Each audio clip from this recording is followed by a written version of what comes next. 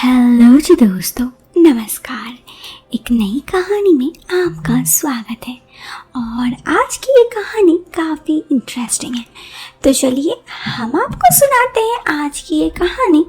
आप इस कहानी को सुनते वक्त ना ईयरफोन या फिर हेडफोन का प्रयोग कर सकते हैं। इससे इस कहानी की ऑडियो क्वालिटी आपको पसंद आएगी जब आपके कानों तक पहुँचेगी। चलिए दोस्तों, अब इस कहानी को शुरू करते हैं। दोस्तों, मैं न्यू दिल्ली में सरकारी कार्यालय में कार्यरत हूँ। वैसे तो मैं बिहार के एक गांव से ताल्लुक़ रखता हूँ और गांव से मेरा प्यार अभी तक वैसा ही बना है जैसा बचपन में था। मेरी लंबाई 5 फीट 7 इंच है। मेरा रंग गोरा है और मैं देखने में स्मार्ट हूँ। वैसे तो मैं बहुत सारी लड़कियों और औरतों को पटा चुका हूँ। ये बात अभी तो इस लॉकडाउन में गांव की लड़की की है। मैं इस लॉकडाउन में दिल्ली में रहकर ना परेशान हो चुका था, क्योंकि यहाँ छोटे से घर में बंद होकर रहना पड़ता। इसलिए जून में लॉकडाउन खुलते ही मैं अपने गांव चला गया। इस बार मैं गांव काफ़ी समय बाद आया था। मैं गांव में कम ही घर में बाहर निकलता, शाम के समय छत पर ही बिताता। एक शाम बगल के घर की एक औरत पर नजर पड़ी जो मुझे ही देख रही थी, वो भी बिना पल के झपकाए। आखिर में मुझे ही नजर नीचे करना पड़ा।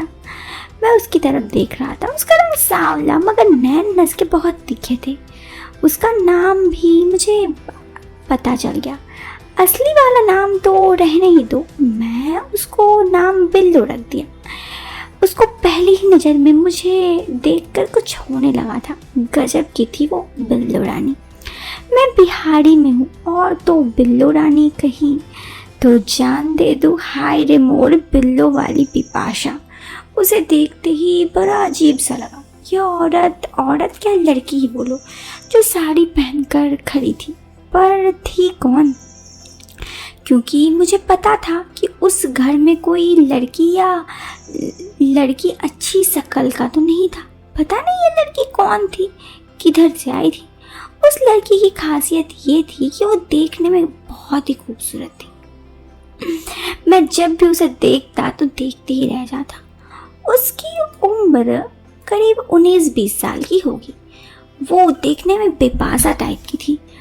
उसे आप देसी बिपाशा बोल सकते हो। बिल्लू को देखकर मुझे कुछ होने लगता।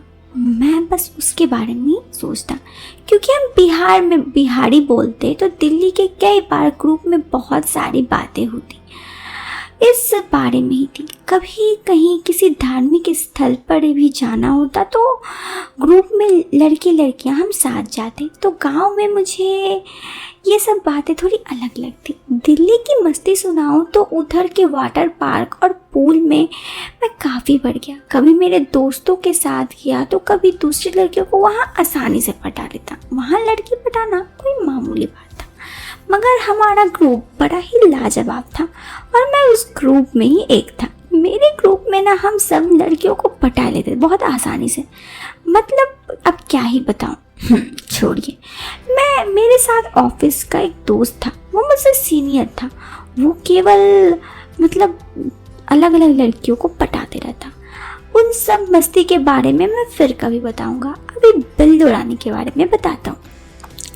मैंने गांव में अपने भाई से उस लड़की बिल्लू के बारे में पूछा तो पता चला उस घर के लड़के ने बिल्लू को भगाकर शादी की है। उस लड़की का पहनावा से उसे गरीबी साफ झलकती थी। उसके बाद 4-5 दिन तो उसकी एक दूसरे से निहारते रहे। मैं भी अब उसे देखते समय अपने पल के झपकाना बंद कर दिया। उसे एक टक घूरने में मुझे भी अच्छा लगने लगा। वो भी मुझे एक टक देखने लगी। एक दिन मैंने उसे देखते ही उसकी तरफ देखते हुए इशारा किया। वो शर्मा गई और चली गई। उसके अगले दिन मैंने बिल्लू को देखा तो वो भी कुछ इशारा कर रही थी। हालांकि मुझे ये सब करते डर भी लग रहा था, फिर भी मैंने हिम्मत करके किया। वो कुछ नहीं बोली, बस पहले की तरह शर्मा कर चली गई। अब मेरे सामने सवाल ये था कि मामला आगे बढ़े कैसे, क्योंकि मैं उसके सबके सामने बात नहीं कर सकता था। उसका घर भी दूसरी गली में था। मेरे घर की छत और उसकी छत के बीच एक घर का फासला था, मतलब छत पर भी सीधे बात नहीं हो सकती थी। उसके घर और मेरे घर के बीच जो छत था वो खाली रहता।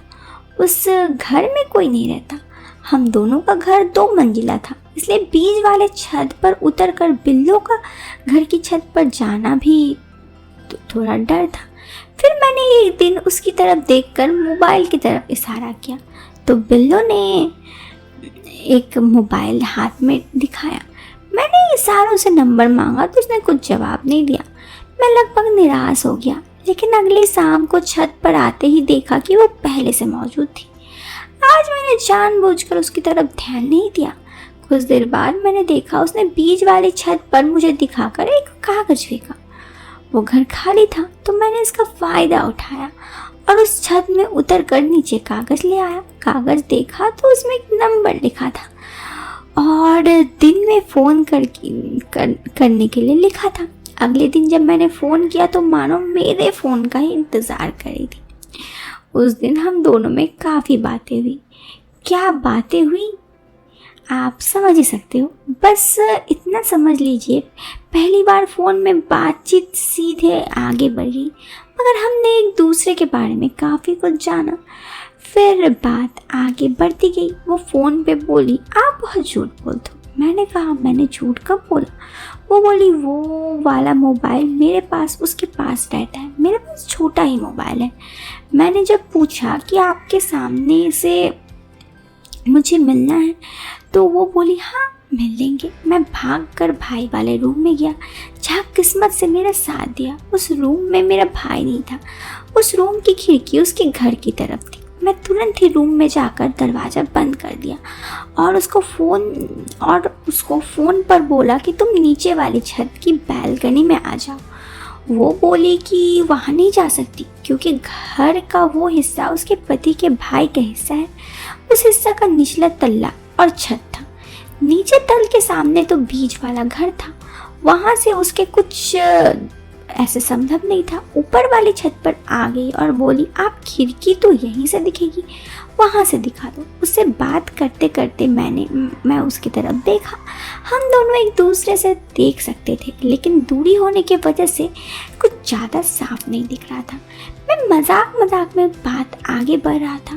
वो मना करने लगी तो मैंने कहा, देखो अब जो तुम चाहती हो वो तुम्हें मैं सब कुछ दिखा रहा हूँ, तो तुम भी मेरी बात मानो। फिर उसने मना कर दिया क्योंकि जहाँ बीच वाले छत पे आने का रास्ता था उसके पति के भाई का था। अब मुझे गुस्सा आ रहा था क्योंकि वो मना करी थी। 2 दिन तक ऐसे ही चलता रहा। 2 दिन हम दोनों बस फ़ोन पर ही बात किए, लेकिन मिलने का कोई जुगाड़ हो नहीं रहा था। फिर एक दिन की बात है, बगल वाली घर वाले अंकल आए, अपने घर की चाबी मांग कर ले गए। 15-20 मिनट बाद चाबी वापस दे गए। उन्होंने चाबी वाला दरवाजे के पास खूंटी में टांग लिया। खाली घर की चाबी मुझे किसी खजाने की चाबी से कम नहीं लग रही थी।